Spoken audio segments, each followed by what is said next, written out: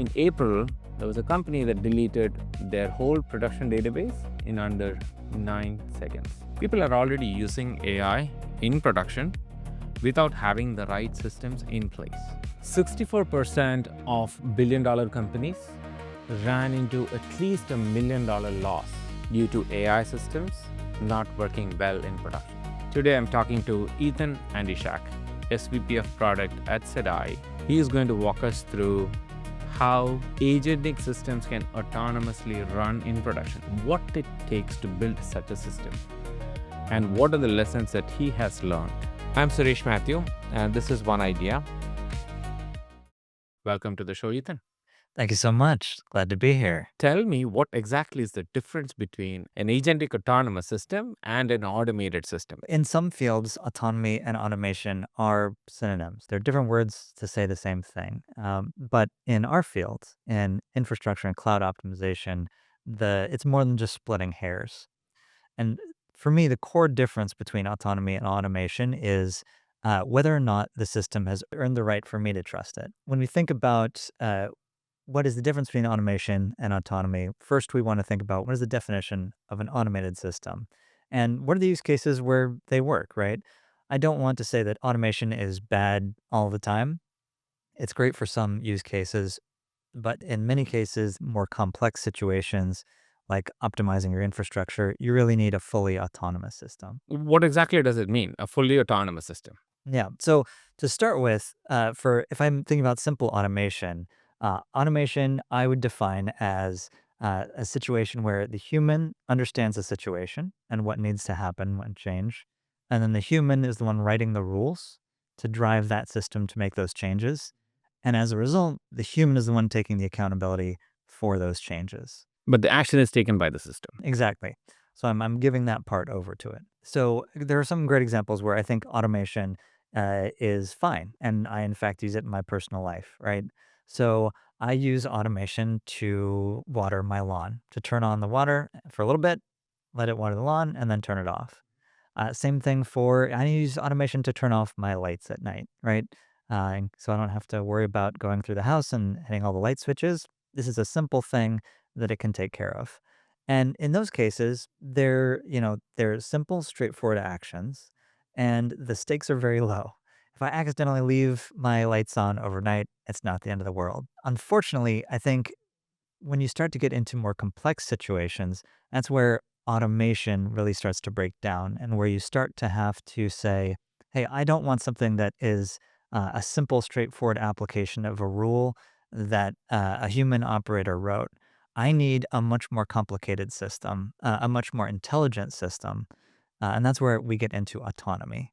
And the difference between automation and autonomy is the human, the one who is setting things up and then allowing the machine to execute, or is the intelligent system itself the one that is deciding what changes to make and then acting on them? So let me give you an example, right? So where does Kubernetes land? Is it an automated system or an autonomous system? Great example of an automated system, right?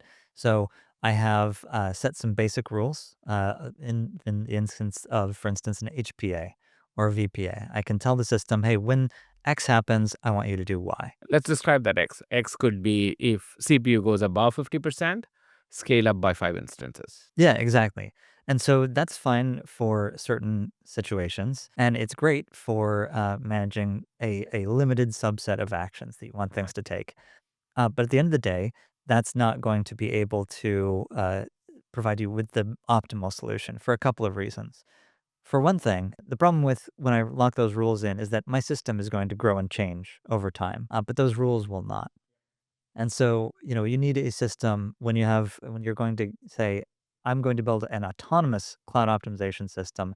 The promise is I want you as the human operator to be able to take your hands off the wheel and allow the system to make the decisions, not just now, but also in the future as things grow and change. So the responsibility is with the autonomous system if things go south. And in automated systems use cases, it sits with the human that configured it. One problem or one challenge there is the number of such configurations to manage. Second would be generally people will be defensive when you set that rule. Yeah, that's a big one. And the problem there is there are two ways that you can attack this. One is, let's say I might write my rules in a really conservative way because I don't want the system to go down. Typically, that's what we see everywhere. When we're managing infrastructure, you want to deploy over provisioned by default. And that's great in that you're being safe. On the flip side, you're leaving a lot of money and capacity in your infrastructure on the table. And so the question is, when your FinOps folks come knocking on the door and saying, "Hey, I know what you're trying to do here, but is there a way that we can save some money? It looks like we're dramatically over provisioned." The answer by default is no, there's nothing more I can do. We need to be safe. I have to have this egregious amount of headroom. The promise of an autonomous system is to say, look, we will help you optimize and we will do it for you on a continuous basis because it is an intelligent system that you can actually hand the keys over.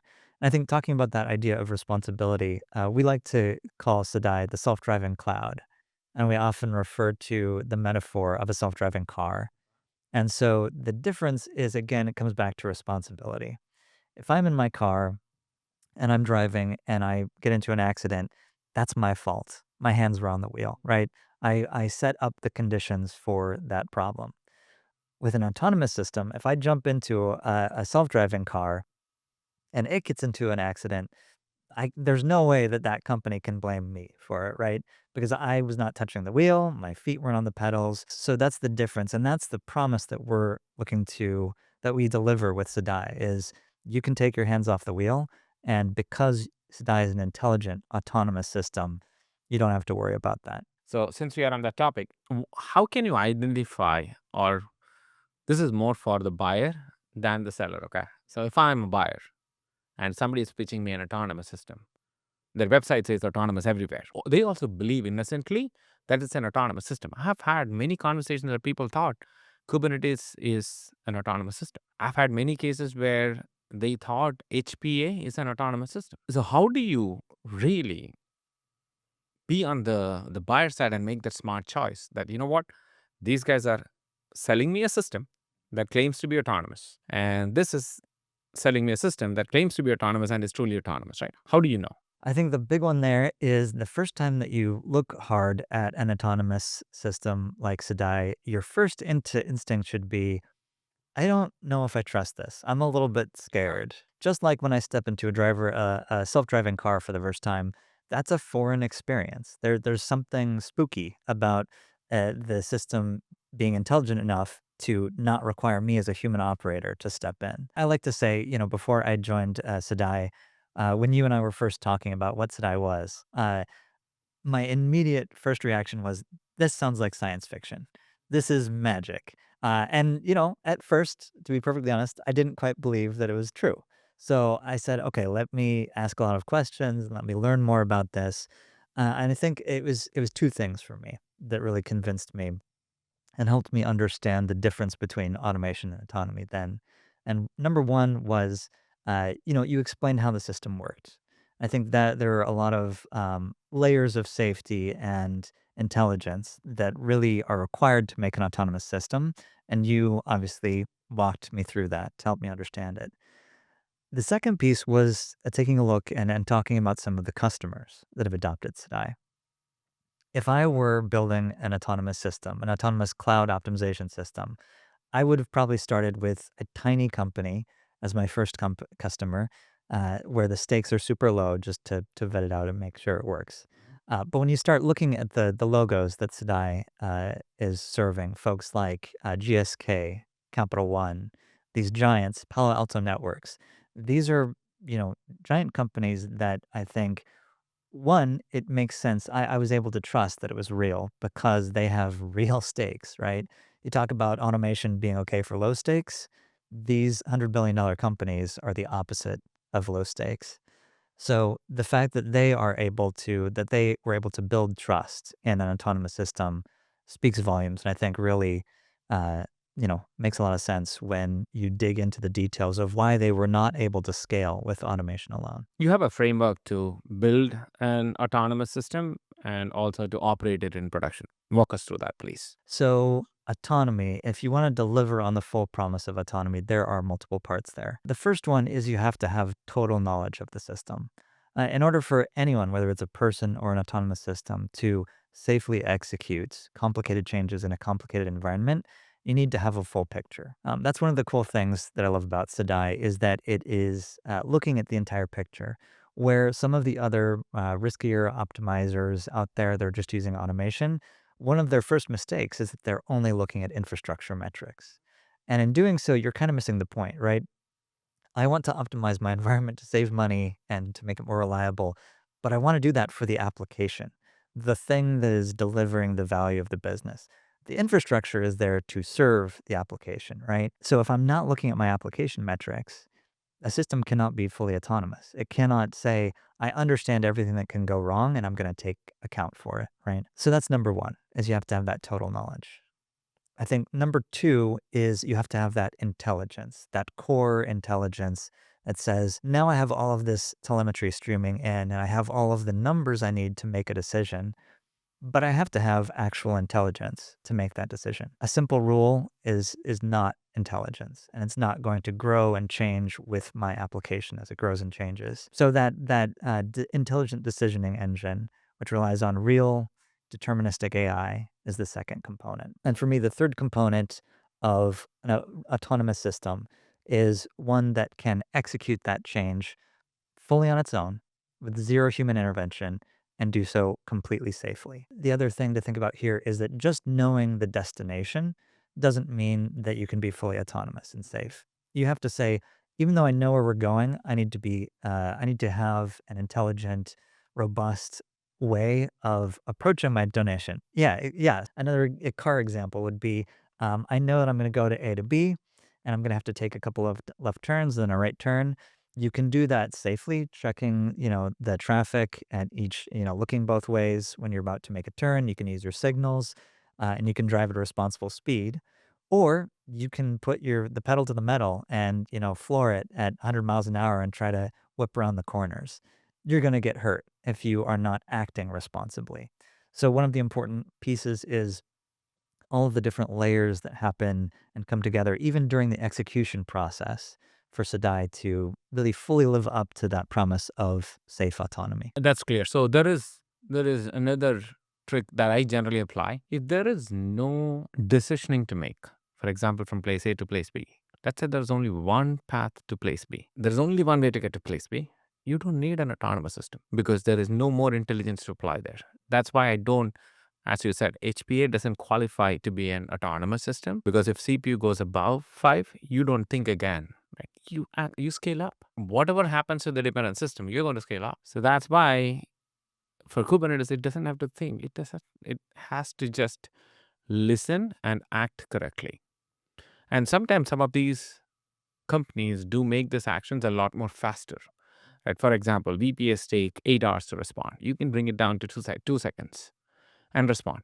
Again, that 2-second response depends on the rule that you have configured, but you reduce actioning time, right? Which means it's a finer automated system. Now, autonomous means you don't have to worry about that rule. So that's how I generally look at it. Okay, perfect. Yeah. You have this framework, right?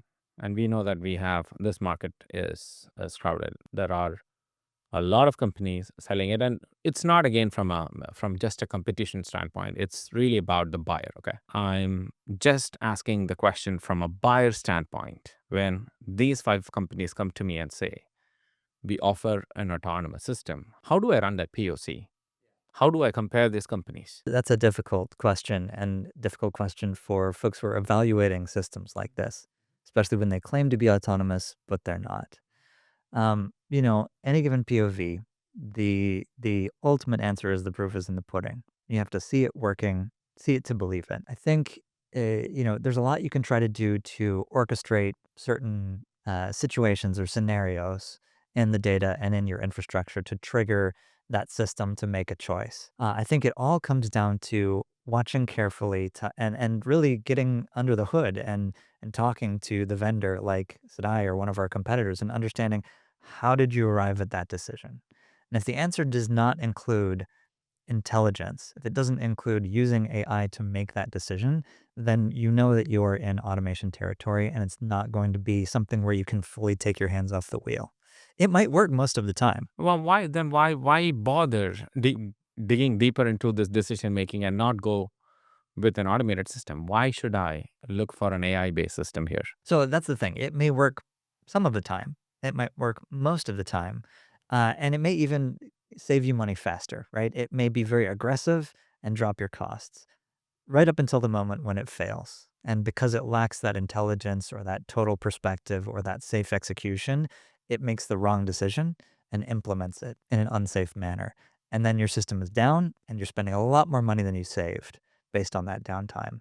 So that is the important piece, and that's the importance in doing the due diligence to understand whether a system is actually automated or autonomous. Autonomous means, does it mean that I have to have some intelligence? Let it be artificial or human or some intelligence in it. If you put a human, I wouldn't call it autonomous because it is human plus automation. Exactly. That's the problem. That the human is still in the loop, and so together, I could hire Bob to run an automated tool and manage the system, and as long as I don't have to care about it, it's autonomous for me, but it's not autonomous for Bob. I still have to pay Bob, and Bob could still make mistakes too, right? That's the other piece here is that people are going to be able to do a lot of things. They're going to be able to look at historical information and try to write informed rules to try to make sure that system is working properly. But humans are not good at understanding total volumes of telemetry across tens of thousands of different infrastructure elements, right? You need a intelligent system to make that safe. I think the statistic is something like 80% of incidents are the result of human error. I misconfigured something. I was too aggressive in my attempt to optimize, and I took something down. And so that's where, again, an autonomous system, the value of an autonomous system comes in, where you have that additional, almost omniscient level of being able to see everything and run that through a much more complicated decisioning engine to be more safe. And again, the picture here is not just to get a better result. It's not just to find that absolute most efficient answer.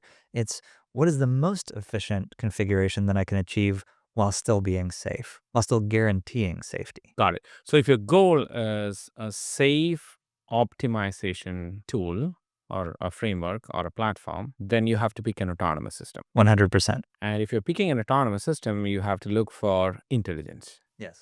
If you're looking for intelligence, it needs to have some backing of what that intelligence means. If that intelligence, if CPU goes above 50, do this, that's not intelligence, that's a rule. Yes. Okay, I got this right. So now, what does it actually look like when one of these failures happen in production? Yeah, that's the spicy part. And we've heard from customers who have tried automated systems before and been burned. Absolute best case is that the system, failed to take advantage of an opportunity that could have been made, and so your costs stagnate a little bit.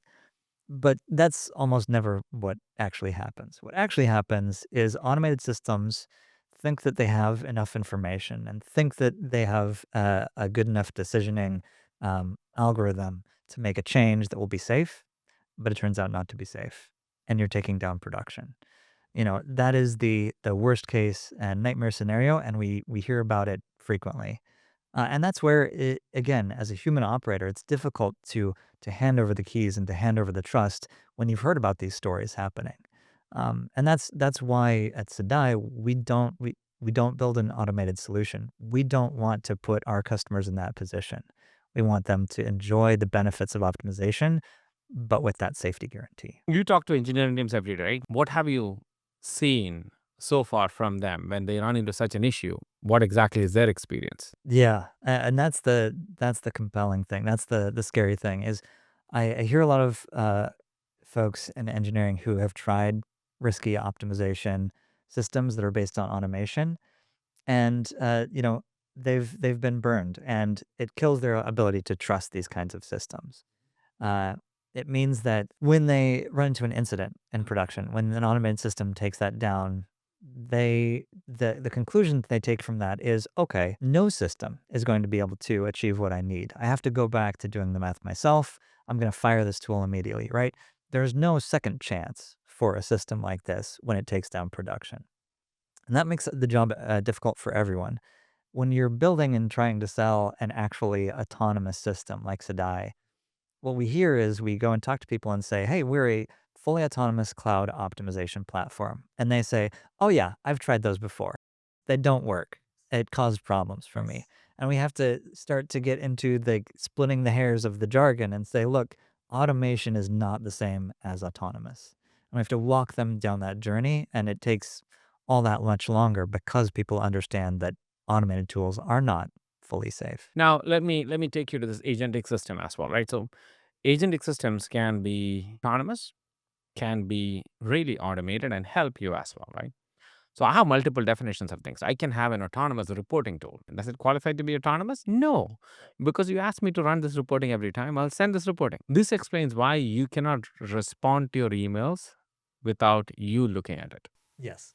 There is an if condition there, right? Should I respond now? Is he going to be happy? Is he awake to really receive this? Does it match the context I have now? So even a simple email response goes through a lot of if conditions. And those are all based on the context that I have today. Even such a simple thing is hard for an LLM based system, right? It is very good at giving you multiple recommendations. It is extremely bad at making decisions, right? Unless you bring the rest of it. That's when you have an agentic autonomous system like Sedai. The problem that I see is many a times people or some buyers at least think that they can build such an autonomous system with the Claude they have, right? Or the codex they have, right? What is stopping them from doing that? I think when AI-assisted coding was really taking off, everyone was fascinated and impressed and surprised by how fast you can be, how much more quickly you can develop something.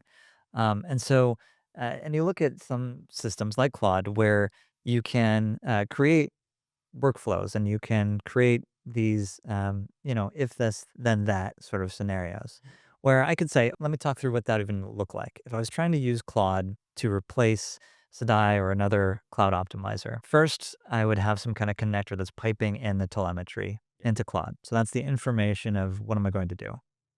Then, Claude is going to make use of some sort of generative AI, some, large language model, non-deterministic model to make the decision. Okay, here's what I'm going to do. Then it would call the same kind of APIs that Sedai and other companies do to reach in your environment and make that change. And I think its ability to pull in information and its ability to make change are probably okay on the face of it. But the ability to make the decision is the key differentiator, right? If you are using, like you said, a generative AI, it's good at coming up with a bunch of different possible answers. But when we're optimizing infrastructure and production, you can't, the point is not to come up with a lot of possible good ideas. The goal is to come up with one precise correct idea and implement it. And that's the other thing. Again, just like other sort of risky optimizers, you could set up Claude to call the API and make the change. But doing that without all of the additional layers of safety algorithms and safety measures that Sedai has baked into it means that even if somehow it got the answer right, it's not going to be able to deliver a safe execution every time. So building that using Claude as a system to digest all this information and arrive at a conclusion or a conclusive answer is really asking the wrong model to do the incapable action. It is not by design supposed to do this. How about reversible action? So that's another way I generally look at it, right? And this is where I think sometimes the market also talks about it differently, is because when you have a reporting system. Let's say you're booking a flight ticket. You are picking the lowest cost and the lowest time that takes, and this is a time window for you, in the sense this is my start time. Then you have 5 options, and there is no if condition here. There is no thinking required. Is this an autonomous booking agent? And my answer is no. Every time it had to take a decision, you put a rule around it. It would have thought, you know what, when should I start? And you said, no, don't think about it. You have to start between 6 and 5, thinking gone. Then I said, oh, should I pick the lowest cost or should I book the highest one? I'm thinking, but you stopped me from thinking, saying, always pick the lowest cost. Now I'm going to pick, oh, can I take a 2-stop flight ticket? And you again stopped me thinking, saying that it has to be 1 stop. And I said, you know what? Okay, now at least can I now decide if I can land at 10 or 12? You said, no, you have to land at this time. So basically, you made sure that every time I had an opportunity to think, you will take that opportunity out. That's when you think you have an autonomous system, but you have an automated system that helps you do some of these tasks. That's not what you have built at Sedai. Now, question, why raw AI fails too? I guess the question of that is, why can't I just pipe the data into AI or a large language model and get the answer in the same way that Sedai can? Again, I think that comes back to almost the idea of Sedai as sort of a layer cake of safety. With autonomy, safety is the point. Safety is the goal, and the cost reduction, the performance improvement, those are important objectives, but if I can't achieve them safely, then there's no point. It's not worth the potential downside. For instance, we talked about Gen AI. We know that Gen AI is bad at picking one correct answer. If I use just some statistical model without the full, ability to synthesize all of the telemetry and understand what is important and what is necessary to make that right decision, and without the ability to have that safe action on the other end of it, any given AI agent on its own is not going to be able to pull it off. If you take a step back and squint, really, Sedai is a enormously complex and sophisticated agentic service. It's an agentic platform, but it is the combination of all of these factors and the core IP, the core, secret sauce that makes our decisioning engine uh, able to identify the correct action, and then all of those layers of safety to take those actions safely. That's always going to be the difference between Sedai and some sort of piecemeal solution. Yeah. So one thing I noticed when I did my founder sales time is every buyer that I sold this idea understood what an autonomous system is inside out, right? That's when they said, you know what, this is very different from the rest of the things that I have seen, and I have to really take this to my company, right?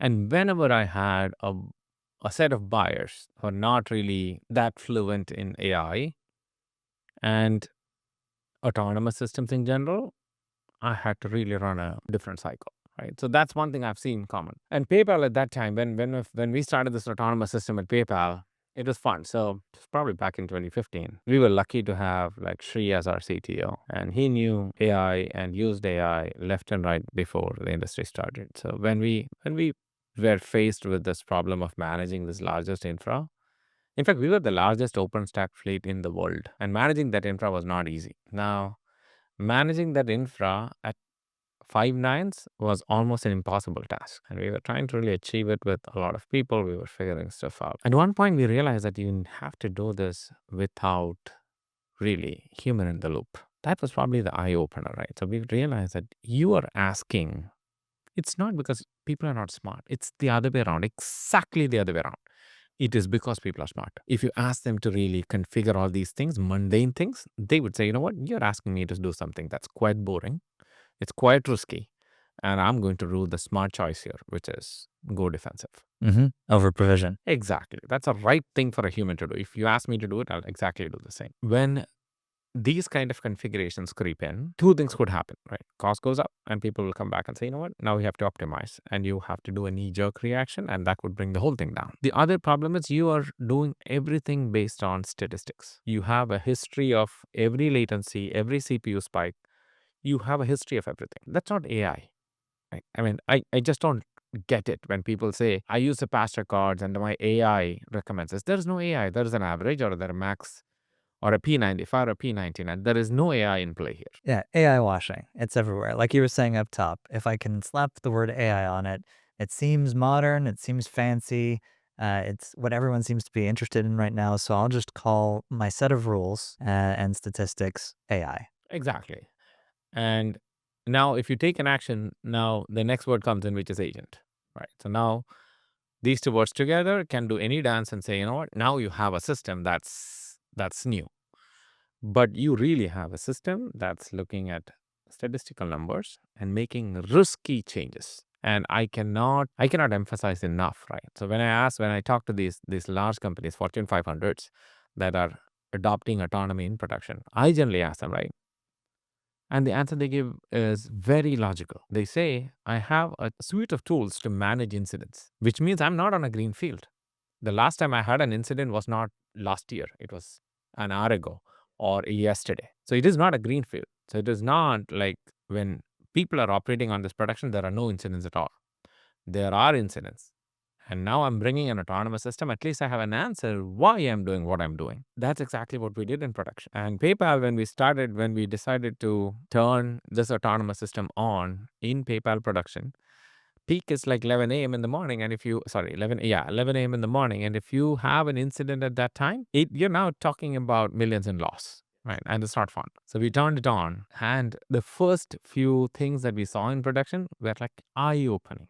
There was an app, I don't want to name the apps, an app that had 1,000 like very large VMs in production, like containers. We were able to right size it and got the cost down by like 40% one day. And that was, we had full consensus from the whole team, like Eng team, the SRE team, the FinOps team. Everybody sat together. They saw stuff in production and they said, you know what, this is what we need to do. That's because a model could answer every question that they asked. And this continued in PayPal to a point where any system that goes into production had to be first qualified by Nick saying, I can autonomously manage this in production, to a point where that system was allowed, blessed to make changes at peak. So it generally is not a risky world. It is an unknown world for most of us, but that probably is the safest world compared to where you are today. Today, you're dealing with incidents, you're dealing with issues, you're dealing with PagerDuty calls. We are trying to take you to the other world where the system will absolutely refrain from doing operations that they cannot feel confident about. Now, coming back to the question, right? You have done more than 25 million operations in production. Sedai has done a lot of work, yeah. What was the secret sauce there? What was the recipe there? And how can you confidently say that none of these things will cause any issue in production? That really comes back to that full stack of autonomy, all of those layers working together. And like you said, the staggering number of operations and pulling them all off without an incident is truly remarkable. And that I think is coming back to your story about working at PayPal and implementing the earliest seed of Sedai at PayPal is I think it really mimics the customer journey that we see as well. When someone is new to Sedai and they pick it up and during the proof of value, the proof of concept session, they're saying, okay, can I trust this? It really is about seeing it in operation. And so when you look at these numbers, when you see how Sedai is able to combine that total knowledge of a system with the sophisticated intelligent decisioning engine and that safe execution, really the question is, okay, you've described it, but does it work? And yes, 25 million executions with 0 incidents is the proof behind that statement. Let me double click into that, right? So let's say there is a risky recommendation and Sarah is going to execute that. And Sarah thinks it's risky. I'm assuming you guys will say, no, I cannot execute. So as a user, I'm asking you, execute this. And as a tool, you're saying, absolutely no. How is that taken? Users wouldn't like it, I assume. That's a great point. Yeah. So, exactly. I think coming back to the self-driving car metaphor again, the idea is if Sedai is coming up on something that it wants to do, a change it wants to make, an optimization it wants to execute, um, if as it's reviewing the data, it decides that's the wrong thing to do, just like a safe driver, it pulls over to the side of the road and it says, "I'm going to take my hands off. I'm going to slow things down. We're not going to make a change here because it's not safe to act." Either the signals we're seeing in advance are telling us that it's not going to be safe, or as we go through additional profiling, we discover, okay, we thought that now was the right time to act, but there's something else going on in the environment that says I need to stop down and not take an action here. You would think you would then have some sort of button like another risky optimizer out there that says, okay, just do it. And that is not the point of Sedai. We do have different modes of execution, right? We have autopilot, which is fully hands off, and we have copilot, which is human in the loop.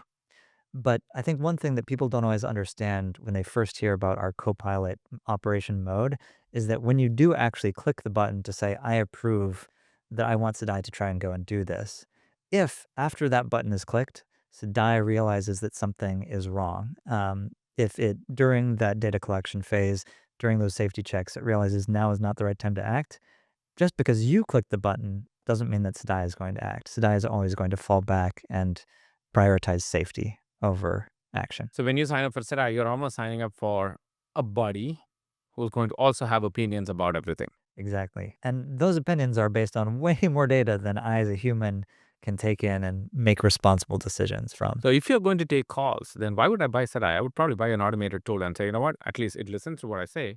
You guys are not even listening to me. Why Sedai? Yeah, if you just want someone to be agreeable, then for sure, you write the rules and it does it.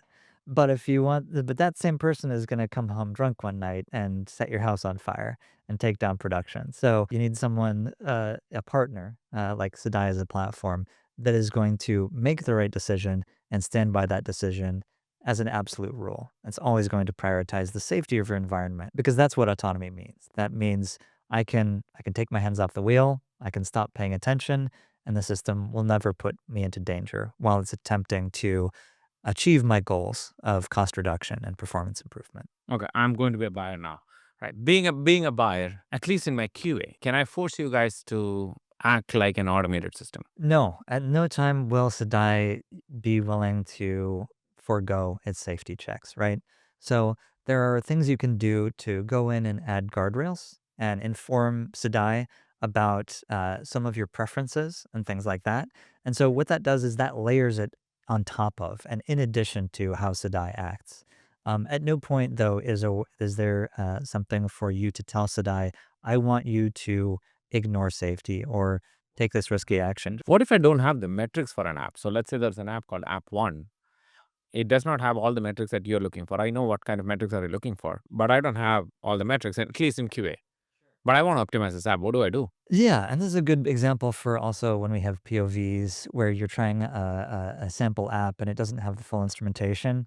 We do have two different modes of operation, one called expedited and one called, default in production. And so you can enable the expedited mode just to see how Sedai would act in a non-prod environment, for instance, during the course of a POV, or when you have a dev environment where the stakes are super low. So at that point, you're still not foregoing all of the safety layers. What you're doing is you're saying selectively in this particular instance, maybe I don't need to know all of the application details. I don't need those APM metrics. I just want you to make your best decision that you can make based on the infrastructure metrics.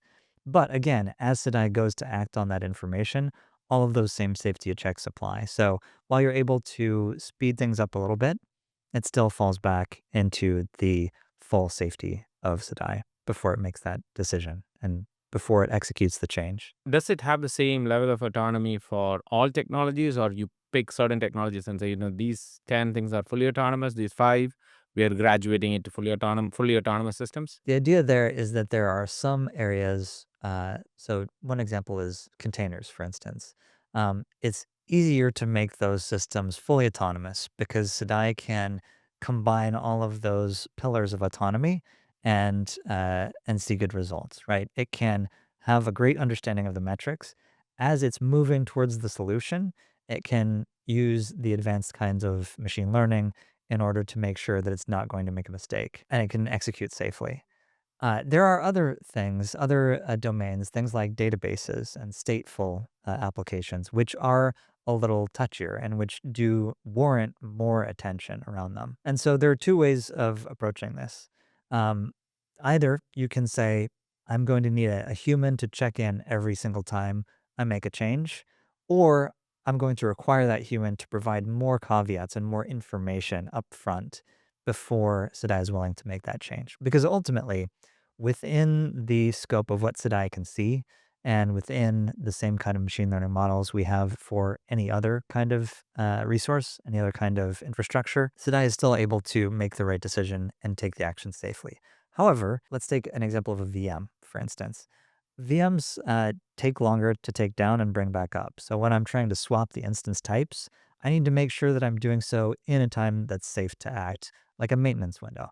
Sedai already actually has the capability to make a very good guess as to when the right time is to act.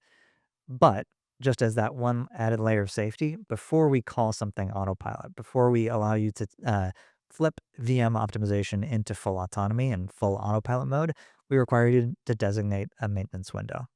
So some resources require a little more care upfront, but that's very different from writing a rule, right? That's injecting more information into Sedai to help it understand when is it safe to act and under what circumstances is it safe to act. So if the app has all the golden metrics, let's even name the metrics, right? Latency, error, saturation, traffic, network traffic, and things like that, right? You will make an always safe change. Or choose not to act. Yeah, if you're making a change, that'll always be safe unless it's in expedite mode. And expedite mode happens when you don't have these. If you don't have performance metrics from your application, for instance, and you're operating exclusively in a non-production setting, then yes, you can get by without. But all of those same safety layers apply. In other words, if an app does not have a performance metric, I would assume that it's not an important app. Exactly. If it is something that is in production, you'd better be monitoring it. And I come from an observability background, so I can say that folks, instrument your applications in production. It's important. So basically, if the app is important, it's guaranteed that you will have these golden signals. So if the golden signals are present, it's guaranteed that your operations are safe, right? Yes, That's a promise with Sedai. exactly that. Got it. Okay. Again, as a buyer, let's assume he gets a lot of pitches every day, right? So how do I identify a product? What label should I look for? Fortunately for us, the answer to the question is it doesn't have the Sedai logo on it. We are the only fully autonomous cloud optimization platform out there today. Everything else is some form of automation. And so, yeah, it's a short answer. We do believe that autonomy is the future, and we believe that other tools will eventually adopt autonomy and try to achieve autonomy, much like we have done the hard work to get to where we are today. But at the end of the day, it comes down to those layers.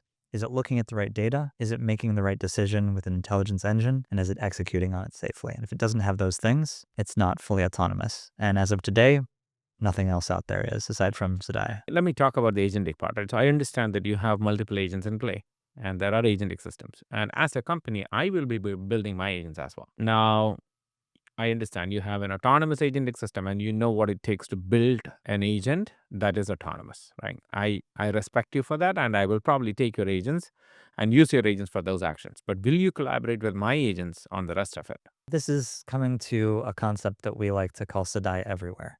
It's a very common pattern where you see folks with the rise of things like MCP and agentic collaboration, where you can say, hey, I have an opinionated internal tooling and platform within my own company. And so one option for me to optimize my environment is to log into Sedai and do everything there.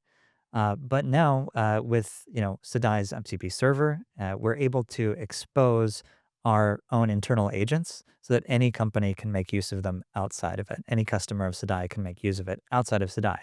So that includes both things on the informational side. So I can pull insights out of Sedai and I can take the information and decision making that Sedai is doing in order to identify the correct action. And I can understand that and see that as a preview. And then I can even take that into the action phase. So whether I'm trying to configure Sedai on how it should act and add my own guardrails or switch things into fully autonomous mode, or whether that's triggering a copilot action and saying, Sedai, I agree with your assessment here. Go ahead and fire off the autonomous series of actions to make that change. That's also possible through our MCP as well. I'm assuming you have a context graph within Sedai. Are you planning to expose that out? Yes, so that's an exciting area where Sedai, part of the reason Sedai is able to make intelligent decisions is because it has such a robust understanding of your environment.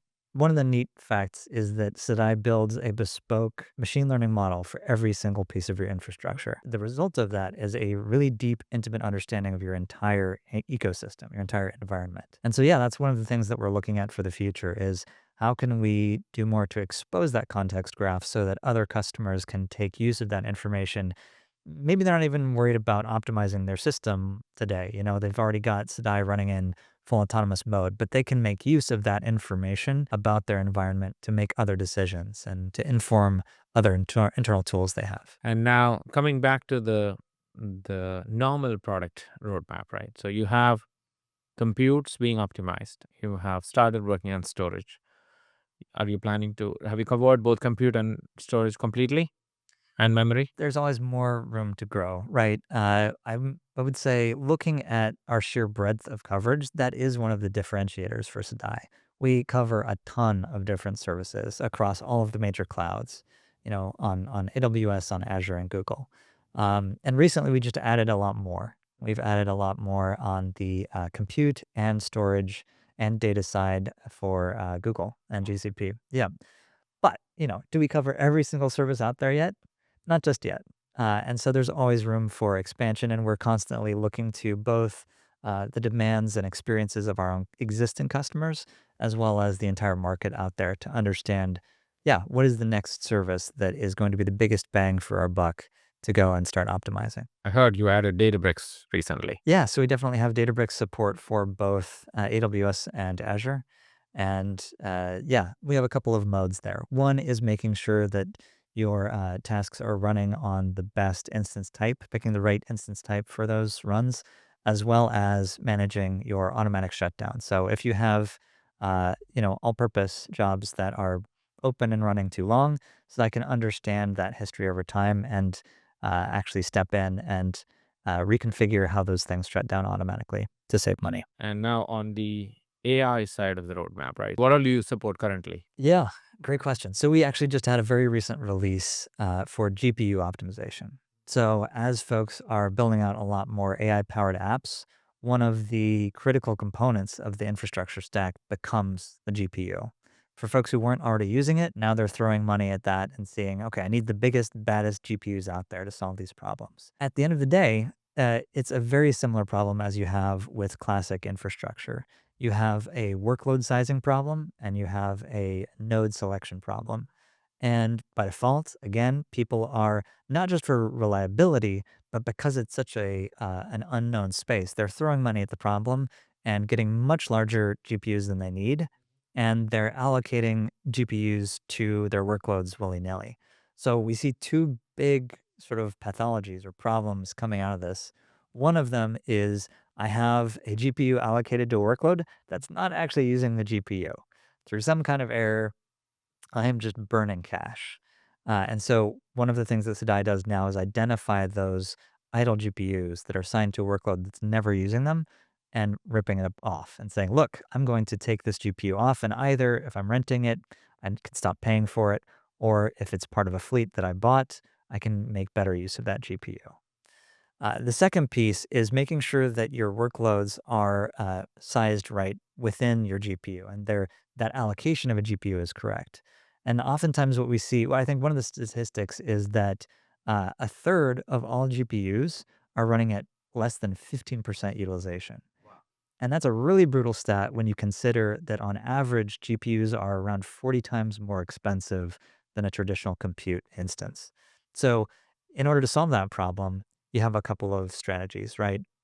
Number one is within NVIDIA, you can use something called multi-instance GPU, where you're partitioning it, and we can say, okay, we have a workload, a tiny workload sitting on a giant GPU. Instead of that, we can take multiple applications that are all trying to make use of a GPU, partition that GPU, and allocate those partitions to the workloads instead of a full GPU. Another way to do that is with, instance type selection within, like G6 and the series in Amazon, which is already their own kind of partitioning system. But the goal there, again, is just not using more than you actually need, just like the rest of our optimization for traditional compute. So GPU is one big part, but looking ahead to a release that we've coming up next week, we're going beyond just GPU.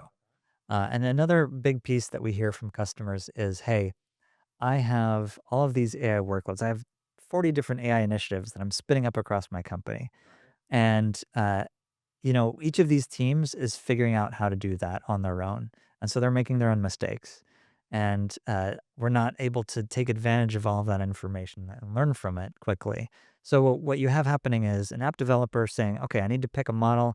I'm going to pick One, because it's popular or because I hear it's good at this thing. And so then I pick something, I put it into production, and hopefully I chose the right one. But at the same time, I have new versions and new models coming out every month. How do I stay on top of this massive backlog? And how do I know that I picked the right model in the first place? And so that's why we built something that we call the Sedai Smart Router.